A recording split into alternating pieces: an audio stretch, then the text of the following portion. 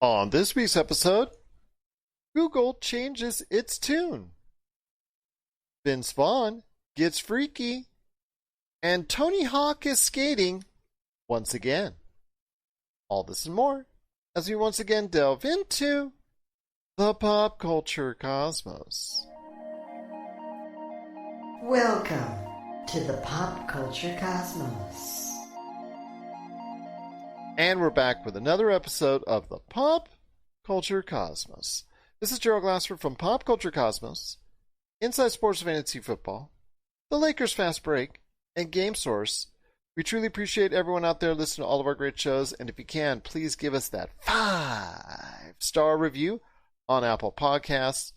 And also, if you can like, share, subscribe, follow, send us out some Facebook gaming stars. It is truly appreciated. But it wouldn't be a Pop Culture Cosmos without my good friend. He's our own freaky dude of Pop Culture Cosmos. You got to check out what he's doing today at popculturecosmos.com.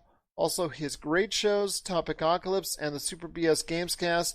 And, of course, his book, Congratulations, You Suck, which you can get today at Barnes & Noble and Amazon.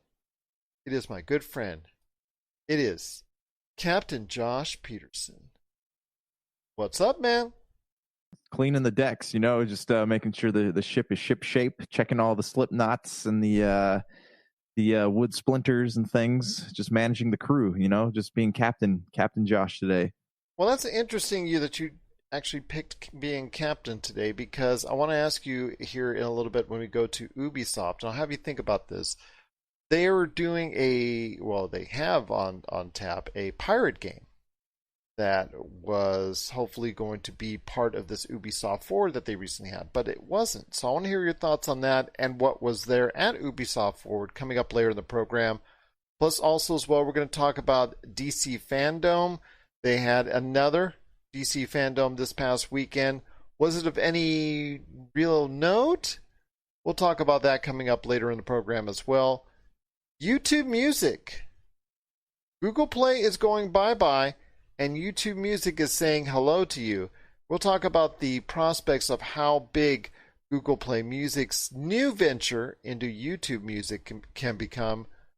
Vince Vaughn has got a new role that hopefully will, for him anyways, and his agent, will make him relevant once again.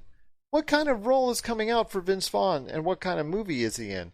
We'll talk about that coming up as he gets freaky later on in the show. Star Trek Discovery on Star Trek Day dropped their latest season trailer for Season 3. We'll talk about Star Trek Discovery's future, so to speak, coming up also later in the program.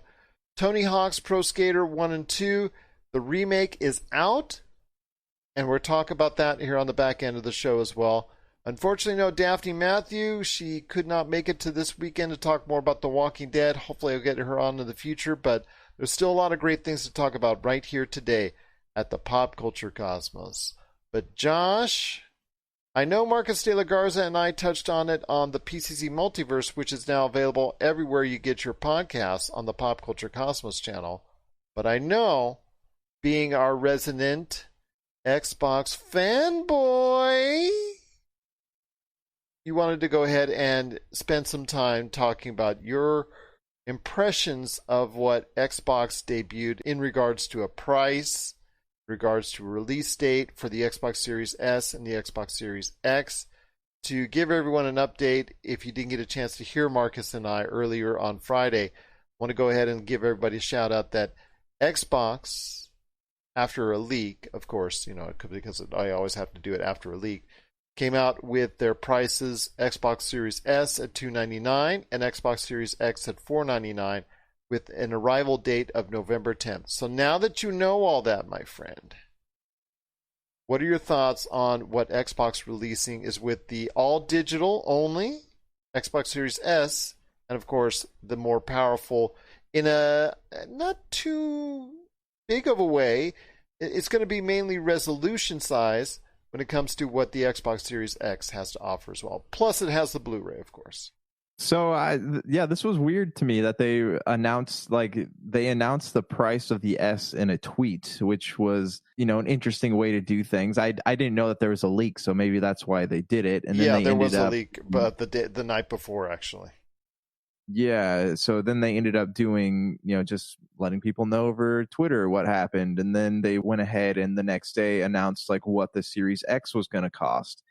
And meanwhile, PlayStation is getting the opportunity to kind of do a thing, and I think Xbox, there was talk, right, that there's going to be an Xbox conference that was going to, talk more about the games coming up, what we can expect at launch, and kind of show off the hardware a little bit more. But now I don't know if they're going to do that. I haven't heard anything. It seemed like kind of a lackluster way to make the announcement. Hitting the prices specifically, I think $299 is a pretty decent price tag for the Xbox Series S, because I know a lot of people, especially the guys from the Super BS Games cast who do the series, they don't buy physical games anymore. So that's the perfect console for them. They download things off Games Pass, and they do like the all the digital sales and all that. If you guys actually go online, right, or onto the live marketplace right now, Ubisoft has a sale. I think it's going on the PlayStation as well. But, on that note, going up to the Series X, which does have the disc drive on it, $499. That was about what I thought it was going to be. It's about the same price as the Xbox One was, right, at launch, if I remember correctly. Right around that price, yeah.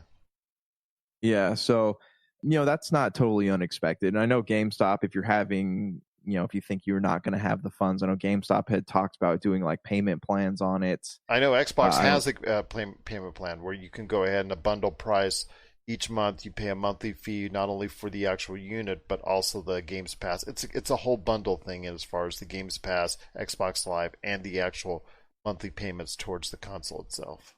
Yeah, so I mean, I guess like I'm glad to see that they're noticing, the financial struggles that a lot of people are probably still having as a result of, Corona and the quarantine and all that. So that's really cool. I'm hoping that they're going to do some kind of like, big video conference to give us, because they haven't even told us what's launching with this. Like, we know Valhalla is launching with it. We know that we're getting Gears Tactics at launch, which is already out on the PC. But other than that, there's not really anything that's like for sure has been like solidified as coming out with the console. So I'm hoping that they show us a some kind of reel or something. But I don't know. I think $299 and $499 is a fair price point. I just wish that there would have been a little more like luster in their announcements of this stuff. What are your thoughts, though? Well, as I said before on Friday, I'm just going to be hesitant to actually get it right away because the fact that there's very little known about launch games that are exclusive to this new platform. I mean, if we're just getting like bumped up res versions of games that are already out, that's not really going to entice me to actually come in and buy right away. And that's the thing. I mean, I don't have a 4K TV. My TV's 1080. So all I can do is maybe get the $299 one because that only goes up to 1440 res, I think, as far as it's concerned. So, I mean, I don't need a 4K unit yet. Yeah. And that, so I really don't have the need. Then why would I want to go ahead and get it? Is because of the games. And the games, there's no launch games that are really just saying, I got to go out and get it. I mean, the games that I want from that Xbox conference that they had a couple months ago, they're not coming out until, any time in the future. So until there are actual attractive Xbox Series games that are exclusive, that are not just bumped up versions, I'm going to wait. I totally get that. I know a lot of people. I was talking to, Brank from Super BS, and he's of the same mindset that you are, and as for like Valhalla, it's still going to be released on Xbox One. So if that's like the reason you're buying an Xbox Series X, you might as well just keep on your one until, something comes out you do want to play. I mean, even Halo will come out on the Xbox. They're not going to give up on the Xbox One.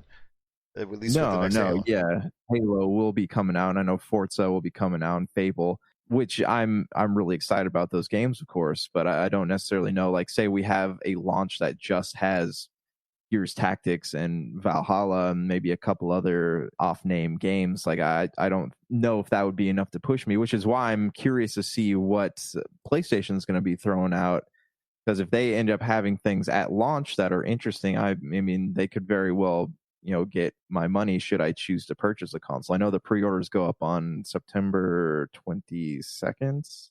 In and around there. So I know that the Amazon pages are live and all that. So we'll see. And I know hopefully Sony will do something similar with it now that they've backtracked on the backwards compatibility. Hopefully they'll do something similar to Microsoft in terms of offering people payment plans, because it would be a real shame if these consoles came out the gate and nobody bought them. Well, the thing is, though, with PlayStation, I know Xbox has talked about the backwards compatibility, and the backwards compatibility is all the way to the original Xbox. Is that correct? Yeah. And that's for I don't know if it's the whole catalog of games, but I know it's a lot of the big ones you can, like Crimson Skies, Halo. I know Armed and Dangerous, I think, is on that list. All the ones that they had done before previously, as far as that they had delved into. I know that some of them, the older Xbox games, are a nightmare as far as the codes to weed through in order to get them compliant. So I know if you want the entire original Xbox catalog, that may be a very tough undergoing for Xbox. Yeah. But with PlayStation, like you said, backtracking on it, that takes out a big part of what I was looking at it for, as far as being able to go back all the way to the original PlayStation. This, even if it doesn't go to the PlayStation 3, that's very disappointing for me, because there's a lot of PlayStation 3 games that I enjoyed over the years that I'd love to revisit. But with PlayStation, it's the same thing. What launch games, what exclusive launch games are coming out for the PlayStation 5 that are only going to be on the PlayStation 5? If I'm just getting bumped up versions of games that I can already get out on the PlayStation 4, that really is not going to ask me to go ahead and, hey, you know what, I want to spend $300 to $500 on a new system. It's not attractive to me, and that's the problem you have as Sony or Microsoft. You want to go ahead and build a base for your future, but you've got, especially in the case of PlayStation, over 100 million PlayStation 4 owners out there who are actively still using their PlayStation 4s. Why would you want to give up on that marketplace? So it just seems like this console generation was kind of forced on us, this new one, when it didn't necessarily need to happen. We didn't necessarily were saying, oh yeah, we got to have a next generation. I mean, in time, I'm sure it'll be great, and all these games will be exclusive to it, and the PlayStation 4 and Xbox One will come to pass. But yeah, I understand, and I also understand that these systems on this current generation, it's been out 2014, so it's 6 years, 7 years. Okay, that's getting a little bit up in mileage, but again, these aren't half bad systems even now. Yeah, I mean, they're still working, they still do what they need to, and as long as they keep creating and publishing games that will work on these consoles, it's hard to say, unless you really are enticing people to buy something new, then I don't think a lot of people are going to. Obviously, you have your dedicated fan base. You have your Sony fanboys, Xbox fanboys who are going to buy things no matter what. But it's a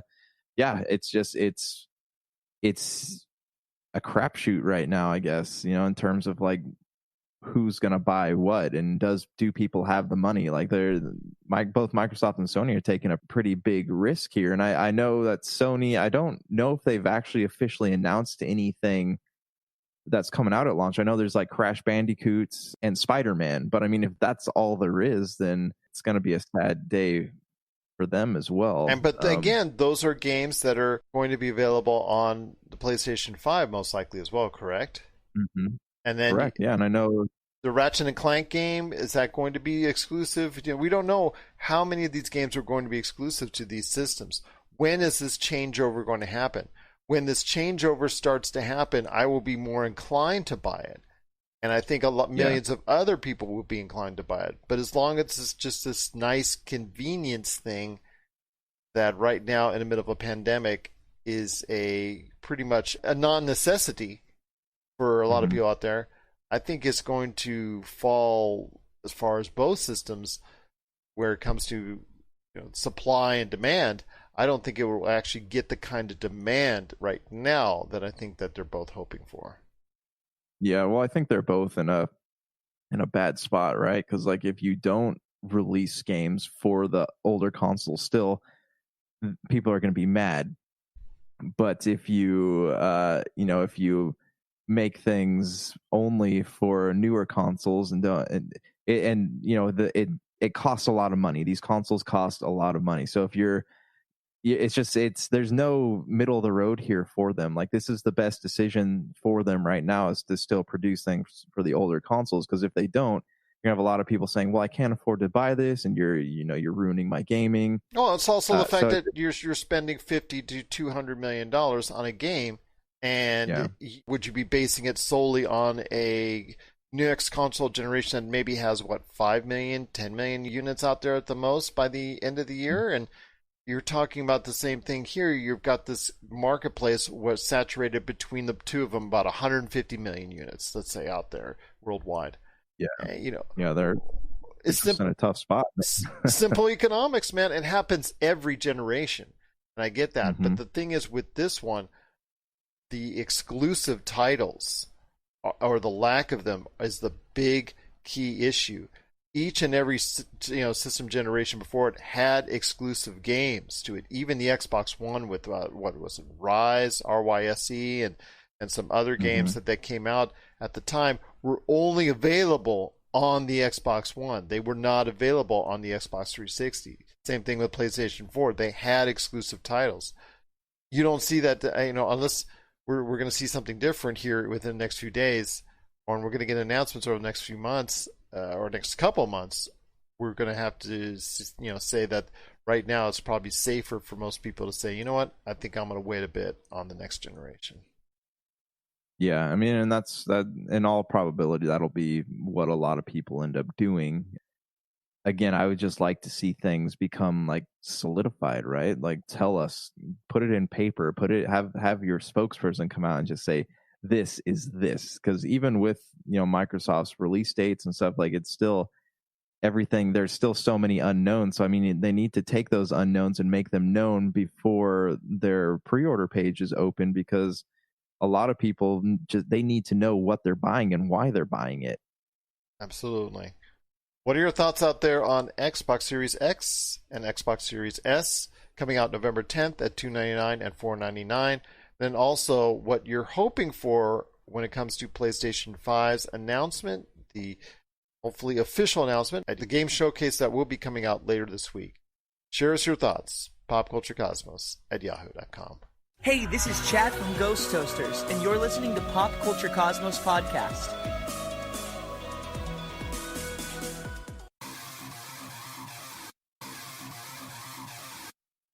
Needing an edge for your fantasy football team?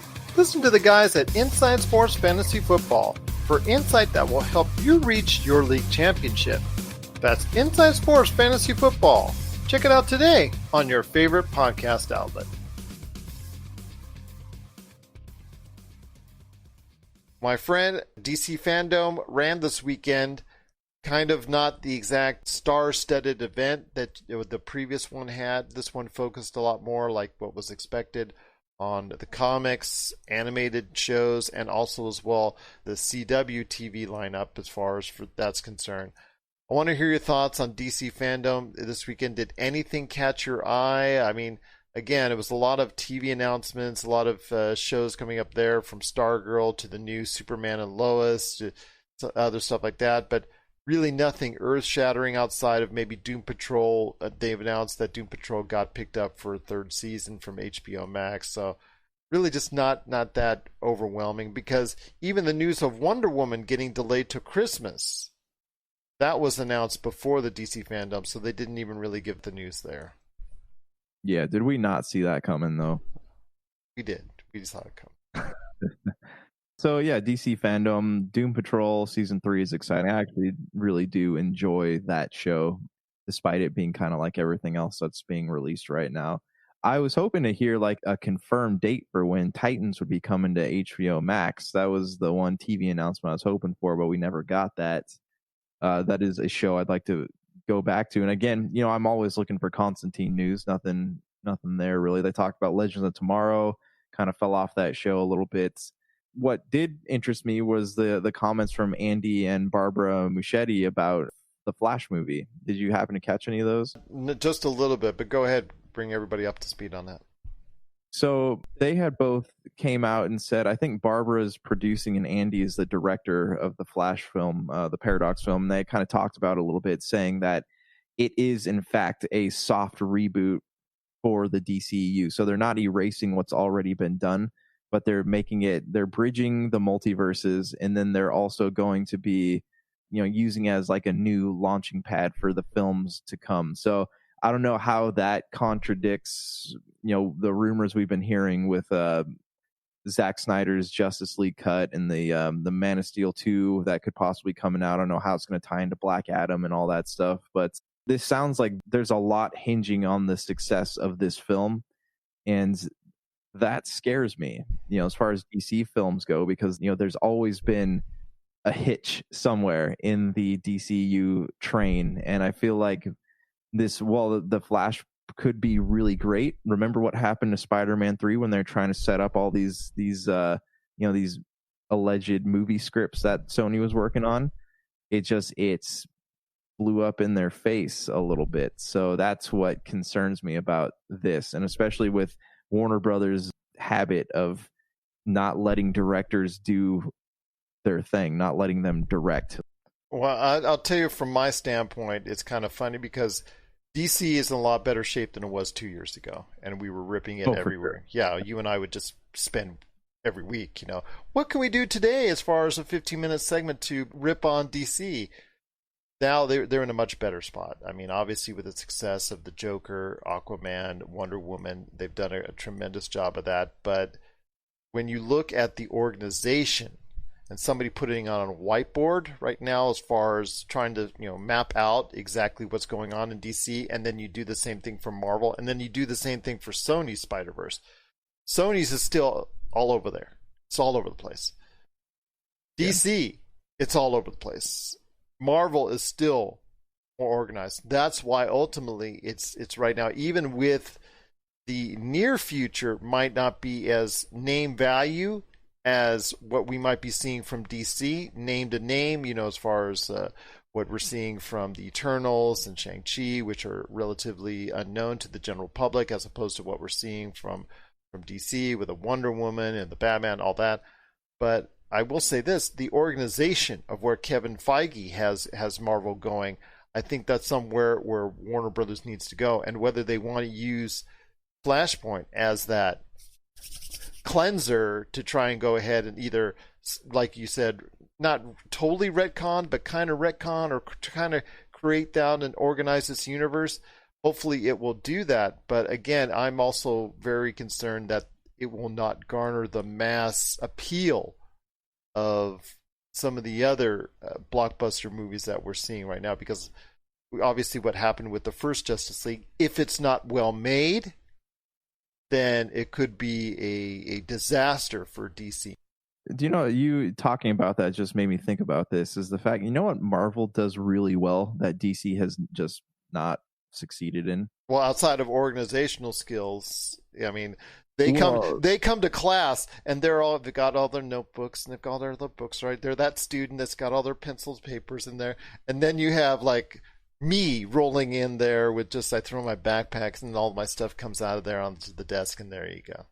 And this is exactly what I'm about to get at here, is that Disney does not let the comic book writers have anything to do with the films, whereas DC has their comic book writers are heavily involved. Jeff Johns, for example, and that he's got a little scandal going on, but like Jeff Johns is highly involved, or was highly involved, in the production side of the DCU. Yeah, we'll see how long that lasts. Yeah, but I mean, like, can you imagine, like, if you had somebody who wrote, say we had Orson Scott Card, right? He had a pretty famous run on Ultimate Iron Man. Say they put him in front of Iron Man producing the film. Do you think that it would the character would look anything like he did in the current MCU? No, I know, but no. But then again, That's why Kevin Feige has that background, even going back from the X-Men and all the things that he has a movie background, but he also has a comic fandom and an understanding. Even going to Star Wars, he has a super tremendous knowledge of the Star Wars universe. That's why he wants to get involved with Star Wars. But you know, he's very organized because he understands the layout of what the movie business is all about already before he even actually stepped into the role. So I think that's what happened with Warner Brothers, is that they didn't have the right people in place in order to go ahead and map this out. Somebody had an idea, they said, let's go with it. Then somebody else had an idea, then so go with it. Instead of that, just one general person to say, okay, we need to go from point A to point Z. And Marvel, it looks like, has that person that, you know what, whatever crazy ideas you throw out at me, that's great, but ultimately it's got to fit into point A to point Z. Yes, yeah. Marvel has like one of those maps that has like every stop on the way to the finish line. It has a dot on it, whereas DC just did at least just have the start and the finish line. So, hey, Josh, you got this idea for this Marvel character, and you got this great movie idea. That's great. The script. How is it going to fit into the larger narrative? Yes, and that's not something that is really discussed at DC, it feels like. So, that's why you and I want Justice League Snyder Cut to really work, because hopefully that will create more interest in providing an overarching narrative that's going to structure and centralize everything, or at least as much as possible with the DC universe. Yeah, and so like this is, I guess, I'm excited for a Flashpoint film, but I'm also nervous about it because DC is they're in a decent spot right now. You know, their last Birds of Prey was pretty not, you know, my favorite, but Shazam was okay. Aquaman is pretty liked by people. Wonder Woman is shaping up to be pretty cool. And then they have the Snyder Cut. Like they're at a point right now where they have a lot of hype for like what's coming out, especially the Rock and Black Adam. So you know, I just don't want to Suicide Squad and the Batman both have interest in them. So yeah, so I just don't want to see like the Flash become a cluster, you know, like we're so focused on a million different storylines instead of really, because a Flashpoint comic, it's a really sad comic. I mean, so the story is really, it's emotional. So I would hate to see that taken away from the Flash just so Warner Brothers can like relaunch a universe, if that makes sense. Well, that's ultimately what may happen with that film, is that it might get so focused on world building that it might forget to tell its own story in and of itself. Yeah. Yep. But otherwise, with DC Fandome, again, just a lot of small announcements for their television shows, which leads me to my last question to you, my friend. And I mentioned this on Jessica's show. Jessica Boggs has her own show, and I want to give her a shout out. I stopped by to talk television and wrestling and a whole bunch of stuff when it concerned her show. And one of the things was all these CW shows. And my question to you is, not only with the fact that I thought CW as an existence with HBO Max now being a priority, CW is less and less on the food chain. Maybe that CW should just like fold and go ahead and just evolve into HBO Max, because giving all that content to HBO Max would just make that more enticing. And I think the DC shows especially would be better served by all migrating over to HBO Max. Yeah, you know, that's actually a pretty decent point, because they are, in fact, most of their programming is going to comic book properties, and it's not just the DC stuff, it's also like the Archieverse and, you know, their various connections to different things. We've come a long way, like long past the days of just throwing on a high school drama, right? Whether it's Gossip Girl or Pretty Little Liars or what was it, Seventh Heaven and Dawson's Creek. Like they don't show things like that anymore. It's all these connected universes. And this is a big issue with cable weeknight programming anyways. You can't sit down and watch something and feel connected to it anymore, because you have to, like, say you want to sit down and watch Legends of Tomorrow. You have no idea what's going on, because you have to watch this episode of The Arrow. You have to watch this episode of The Flash. You have to watch 10 episodes of Supergirl. Like it's all so interconnected that it's no wonder It's really hard on the casual TV viewer. Absolutely, and it's just a bigger issue, I think, there. So that's why I'm asking Warner Brothers to just go ahead, take everything off the CW. I mean, the CW at this point, how much longer can you accept these 0.1s and 0.2s? It just, if there's not enough people watching to sustain itself, why sustain it? All this programming would be great on HBO Max and other platforms, but again, that's just my thoughts on it. Josh has his thoughts as well. If you have your thoughts on the future of the CW, let us know. Plus, also, do you think all these DC shows should migrate over to HBO Max? And of course, what happened this weekend at DC Fandome? We'd love to hear your thoughts on all these great DC subjects. Share us your thoughts. PopCultureCosmos@yahoo.com. Well, coming up, Josh and I are going to talk about Ubisoft, YouTube Music, and Vince Vaughn getting freaky. That's coming up after the break. This is the Pop Culture Cosmos. Coming soon, Zero Cool Films presents Action Figure Adventure. Super collector Jay Bartlett hits the road once again in search of action figures' most iconic and noteworthy and rare figures, all in the name of creating the most ultimate action figure auction ever. He fronts the cash that charity benefits in the end. What will he get? How will he get it? And how well will he do? Find out November 1st, 2020. And we're back with the Pop Culture Cosmos. It's Gerald Glassford along with my good friend, Captain Josh Peterson. Arr! Just want to go ahead and talk about Ubisoft right now because they had their little Forward conference, which they're doing now and on a regular basis. So I ask you, my friend, was anything exciting to you? Like the Prince of Persia, Sands of Time remake, or the announcement that Gods and Monsters is no more. It's now Immortals Phoenix Rising, which I would have kept Gods and Monsters. But anyways, Scott Pilgrim vs. the World's getting a remake.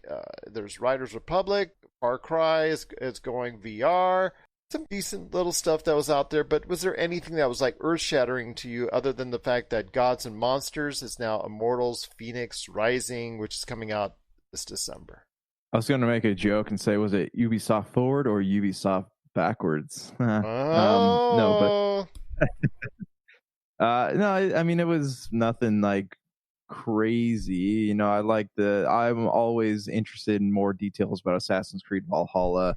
Watch Dogs Legion is still like my, the hype meter slowly ticking its way up to the top line there. So going down this list here, Prince of Persia Sands of Time remake. Was it a remake that I wanted? No. Is it a remake that I could be interested in? Yeah, of course. I mean, I don't think it's a remake I'd want to pay $60 for, but if it came out at like $30, yeah, I'd play it. And even looking at it, it's just the source code for the game is so old now. Like you look at the graphics, they're nothing fantastic. It still looks like a very polished Xbox 360 game. So I mean, yes, I am going to play it, but it's not something I'm like crazy stoked about. Scott Pilgrim vs. the World, or actually, what are your Prince of Persia? Do you have any desire to go back to this universe? Not really. I mean, maybe the older game version at a lot cheaper, but I don't really. See, I don't mind going back in time to get a much less expensive version of that, unless it's something like, let's say, Mass Effect trilogy. We've been waiting for eons now, and they said we're going to bring out this remake.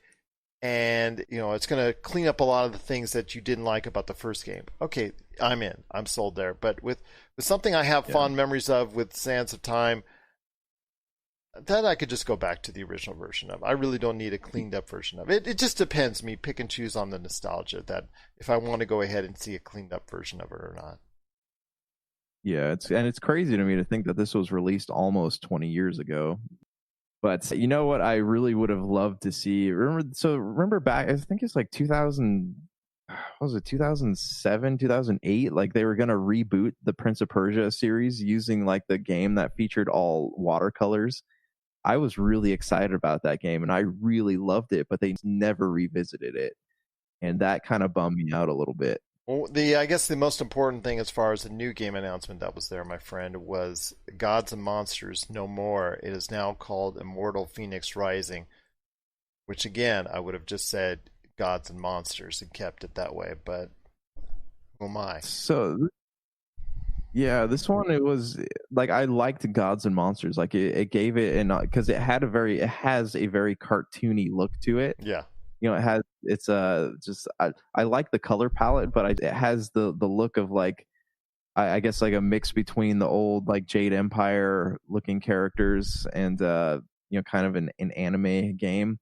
Will I still play? Yeah, I'll probably still play it. I think that Gods and Monsters was a better title. Immortals Phoenix Rising kind of makes it sound like one of those PC games that you may or may not play, but probably won't play. So, any audible hype rolling around for that game? Not really. I mean, it looks okay, but then again, it looks okay. But I'm not going to spend that kind of money on something that's okay. I mean, you're in my hype meter on a lot of other games right now that are coming around October, November, December.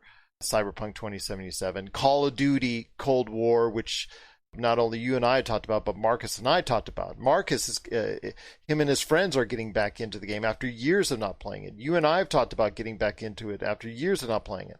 That's a $60 investment you and I want to make. Immortal Phoenix Rising looks okay, but just okay for $60 isn't going to cut it anymore. Yeah, well, and it looks like one of those games where you'll play for, I don't know, 12 hours maybe, and then the world does not look like there's enough there yet. And maybe I just need to see more about it, but it's I don't know. I look at something like Assassin's Creed. I guess that's what I compare all Ubisoft games to: Assassin's Creed and Watch Dogs, and those have massive open worlds, but this one looks like it's kind of a lot smaller. Yeah, absolutely. So nothing earth-shattering. A lot more DLC. Sam Fisher coming to Rainbow Six Siege, which is a game that's seemingly going to go on forever because they've had such a great success with it. But some decent announcements at Ubisoft's Forward, Far Cry 6 update and all that. But nothing really earth-shattering outside of the announcement of a new remade Immortal Phoenix Rising out of Gods and Monsters, which Josh and I would have kept the name, but oh well. Be that as it may. I mean, if any of the stuff that we talked about interests you, especially Immortal Phoenix Rising, we want to hear your thoughts on why Immortal Phoenix Rising is standing out to you. And if it's not, we want to hear why as well. Share us your thoughts, popculturecosmos@yahoo.com. I have one more question for you. Do you think that since they have not talked about Beyond Good and Evil 2 in so long, that it's going to become like another Skull and Bones, where they just kind of don't talk about it for like 5 years and they come back and say, oh, by the way, this is happening still? Absolutely, because Skull and Bones I was much more interested in, and Beyond Good and Evil 2, I know a lot of people were really looking forward to that game. Maybe next year at E3, but then it's going to be one of those things that they're going to pull out, after years of being dormant seemingly, and just say, oh, there it is, it's coming here in a few months, there you go. And that's the problem. It's going to be this situation where they're not continually updating people on it. I really hope they haven't ditched Skull and Bones, because that's the one I really wanted to play from Ubisoft the most. Yeah, well, I was reading an article. They're actually it sounds like they're rebuilding it. Like they're going away from the strictly ship combat to kind of making a more pirate-like RPG. So that it could be exciting. That would be better. Yeah. That would be better. I mean, yeah. And I like that concept, as opposed to I was really excited about Sea of Thieves, but it's all online. So they had like a pirate RPG that I could play by myself. I would be pretty stoked on that. Well, share us your thoughts. If that's what you're looking for from Ubisoft and the future going forward, let us know. popculturecosmos@yahoo.com. Well, my friend, Google Play Music is going bye. And say hello to YouTube Music, which has already got 500 million downloads as far as on the App Store and all that. So a lot of people are already transitioning over.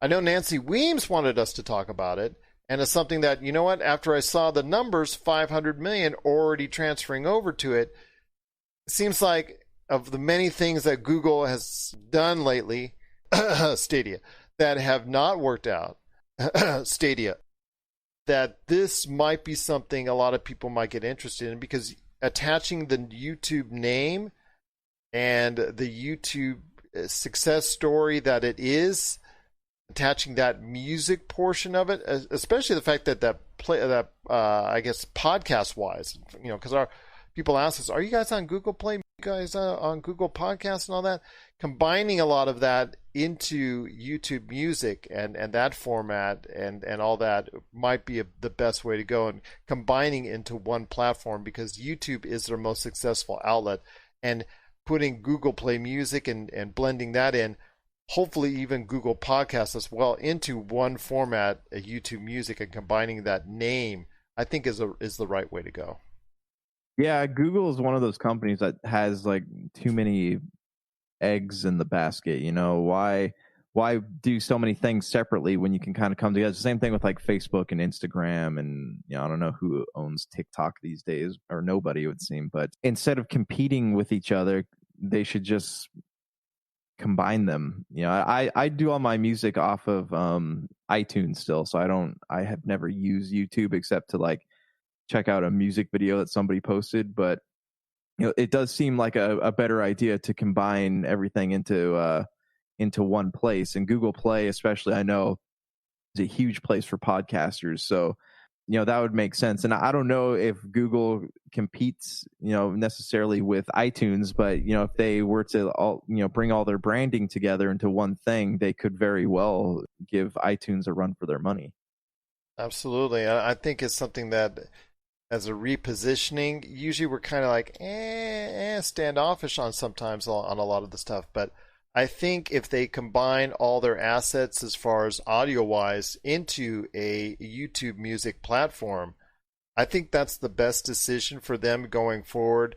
And I look forward to seeing more from YouTube Music and hearing more from YouTube Music here in the not too distant future, because I think that type of platform is going to be the best one for Android users and anybody else who wants to be interested in the service going forward, because anybody who really utilizes YouTube, they associate a lot what they do with YouTube, and having YouTube Music is probably the best way to go.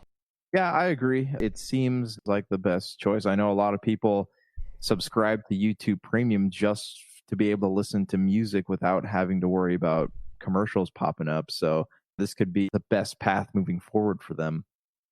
Hopefully people will get into it too. Again, there's over 500 million people that have already switched over to YouTube Music, and it looks like that the switch over from Google Play Music is going to be a good one for Google. What are your thoughts out there on YouTube Music? Is it something you're now getting into? Is it a switch that you're going to make from Google Music to YouTube Music, and is it one that you're really into? Share us your thoughts, popculturecosmos@yahoo.com. Well, my friend, I wanted to ask you real quick if you saw the trailer for Freaky, because Vince Vaughn's career has not gone in the right direction since Wedding Crashers. It's kind of gone a little bit downhill. Dodgeball was, obviously a great movie for him and a great vehicle, but his career's kind of been on the stall and a little bit of a decline as of late in this decade. So I want to ask your thoughts on Freaky, which could be a comeback vehicle for him. It's from Blumhouse, who makes all these low-budget, high-profit type films. Happy Death Day, and then they had Happy Death Day to You. Yes, for the makers of Happy Death Day, it is Freaky. A teenage girl and a serial killer that's around the town, a.k.a. Vince Vaughn. They magically switch places. I guess she is attacked by this killer, but somehow something goes wrong, something goes awry, or some ritual is performed, or something happens that automatically switches them both.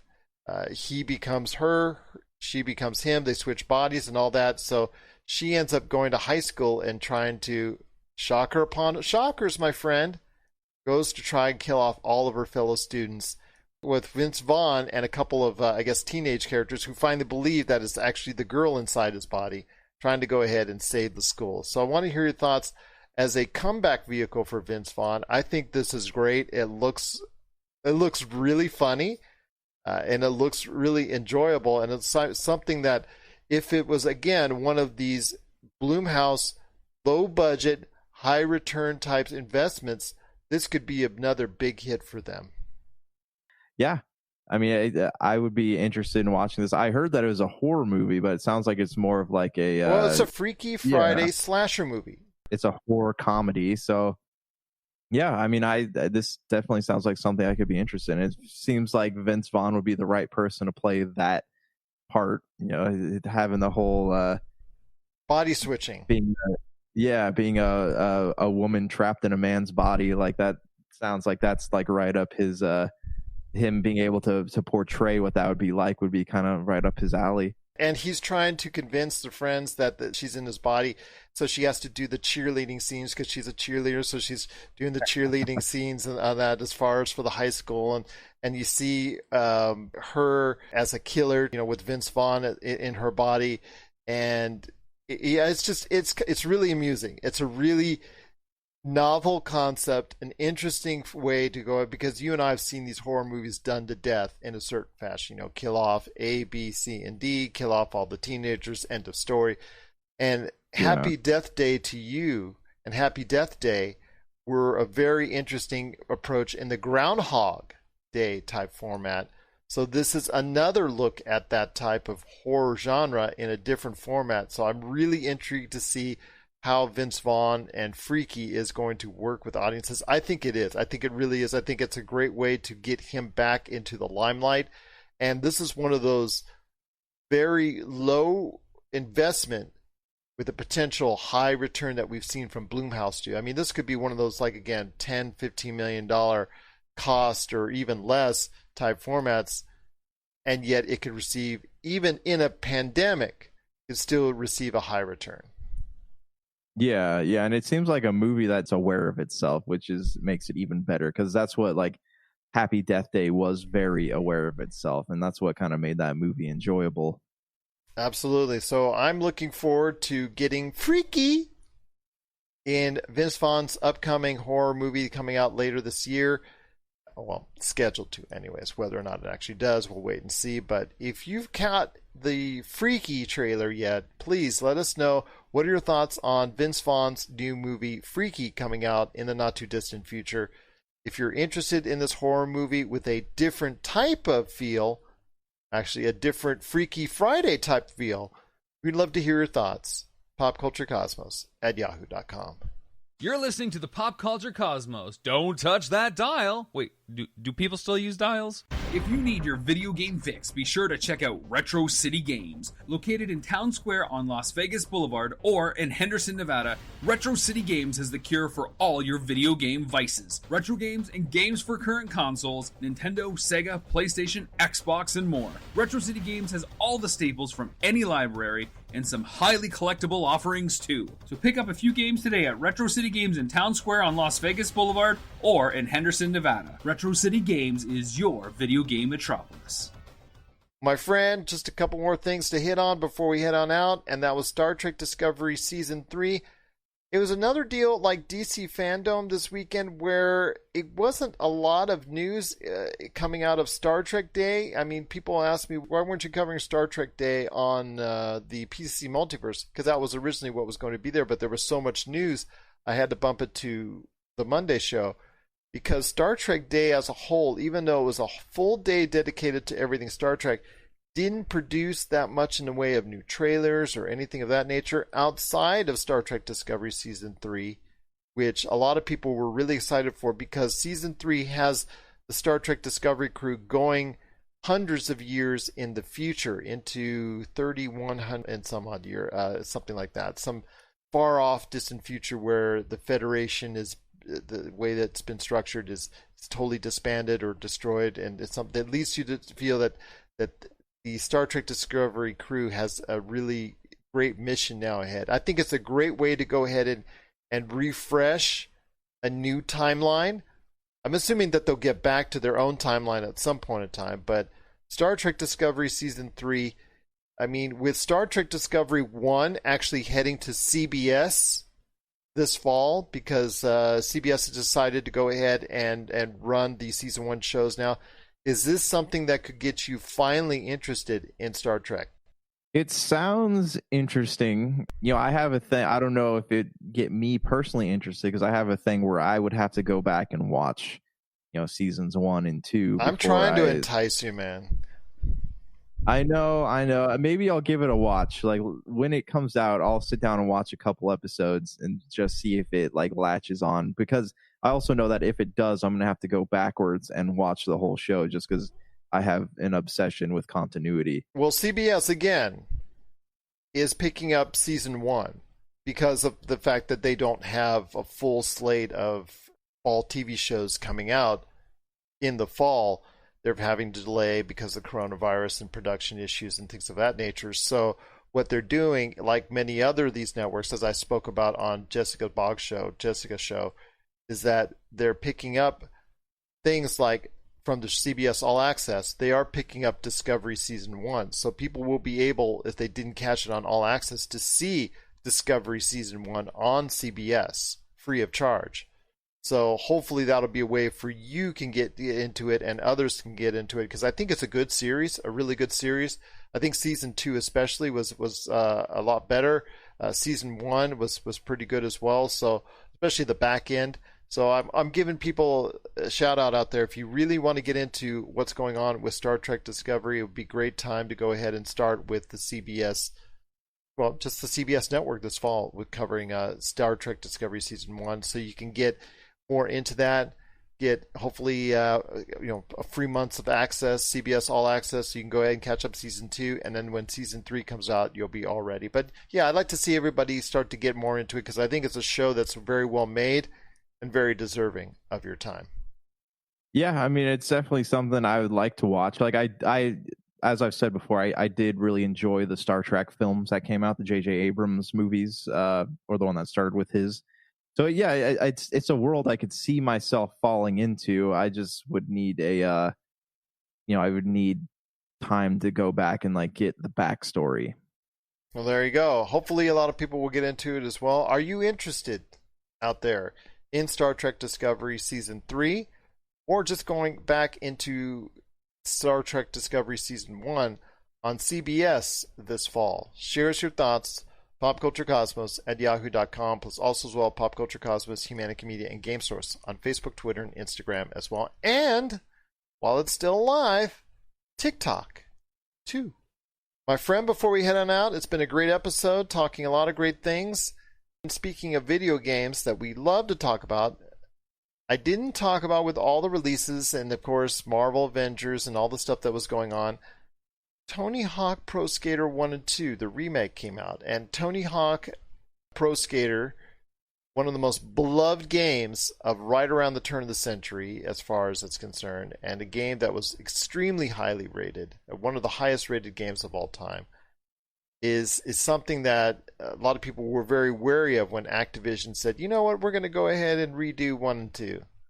Well, they have done a great job with Pro Skater 1 and 2. I've seen all the reviews, seen a lot of videos already, and my gosh, man, the half pipe has never looked better, because even with Skater XL and a new skate, Pro Skater 1 and 2 matches up very well with both of them, and that's really cool for a remade game from that's 20 years old virtually. Yeah, it looks beautiful. I mean, the game looks gorgeous. I've heard, I have to wait till I get my next paycheck before I buy it, and I'm really excited to play it. But I have heard good things from a lot of people. The ratings are coming out pretty solid. Brank from Super BS is really loving it, and I guess it's there are some like mechanics that have been added into the game that haven't been in the original, but it only adds to the game itself. And like, yeah, I'm really excited to go back and play these games. I hope that's I get that feeling of nostalgia before, but from what I understand, like you can sit there and play it, and it probably takes a good 3 or 4 hours to get through each game. So I think that $40 is definitely worth the price tag. But I'm sure even with holiday sales coming out, you'll be able to find it even cheaper. Did you get a chance to pick it up, or do you have plans to? I'm thinking about it. This one is a definite buy, or close to definite buy for me, because I'm really interested to see what went on, because I kind of got out of Tony Hawk's early on. Pro Skater, series, I kind of got out in the mid 2000s after I played a couple of them, so I'm really looking to get back into it again, and something that I am somewhat familiar with.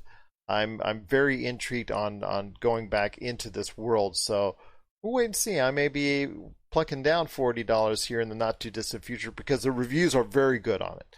They're not as high as the 100s and 99s and 98s that are a lot of people were giving out at that point in time, but giving out for what 8s, 9s that I see all over the place for this. Even some people calling it one of the best remakes ever.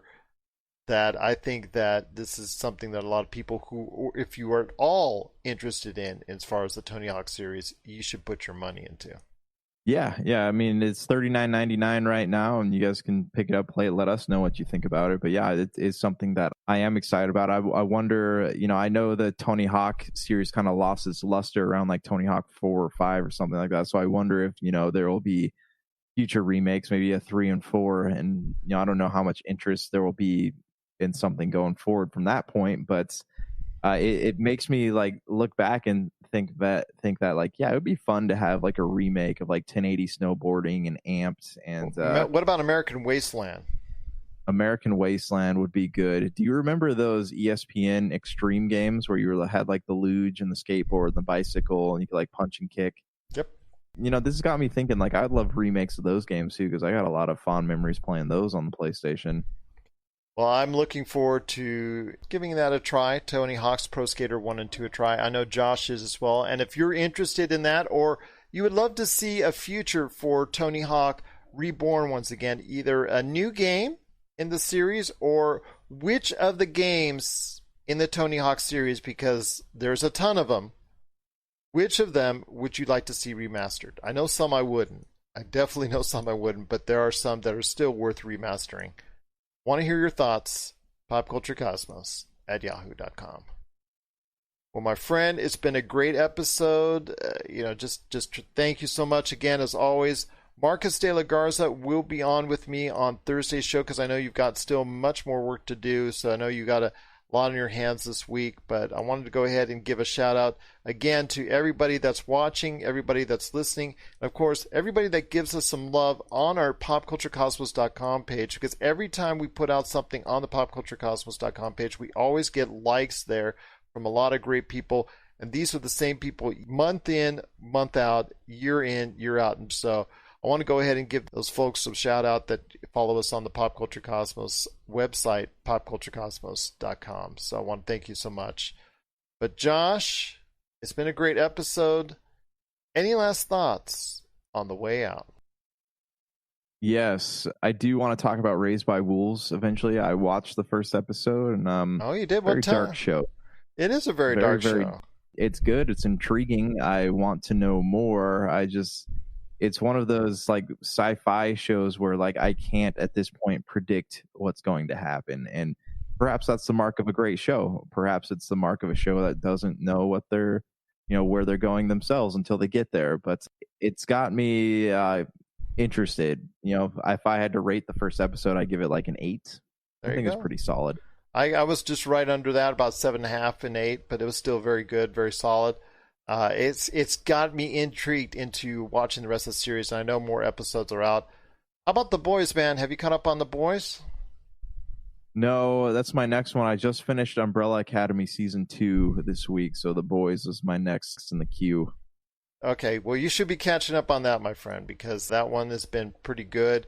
A lot of world building, because they now know that they've got security of being an established TV show, so they're doing a lot of world building, character building.